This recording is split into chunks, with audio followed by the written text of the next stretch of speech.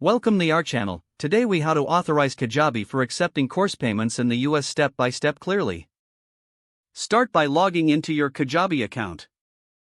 Navigate to the dashboard once you are logged in. On the left sidebar, find and click on the Settings option. In the Settings menu, look for the Payment tab. Click on the Payment tab to reveal payment options. You will see an option for payment processors. Select Add Payment Processor to begin authorization. Choose the payment processor you want to use for course payments.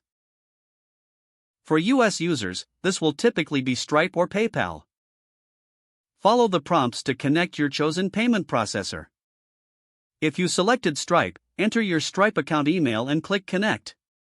If you selected PayPal, log into your PayPal account to authorize the connection.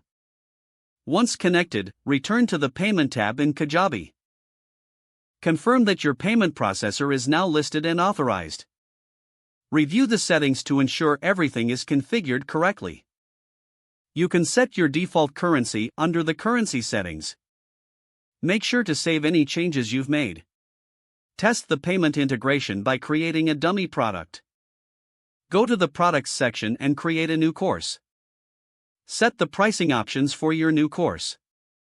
Preview the course checkout process to ensure payments are functioning. If everything is working correctly, your Kajabi account is ready to accept course payments in the US. If the page does not load, refresh the browser or try again in a private or incognito window. Make sure you are using the correct email address, then retype it carefully to avoid small typos. If your password is not accepted, use the reset option and create a new strong password you can check your spam folder for verification or security emails, then complete any requested confirmation steps.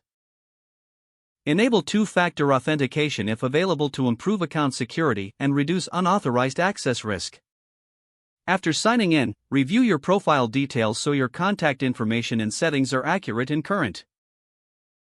If you see an error message, note it down and try again after restarting your device and internet connection.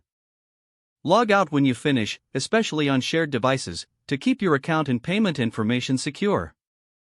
Don't forget to like this video and subscribe to our channel for more step-by-step tech guides.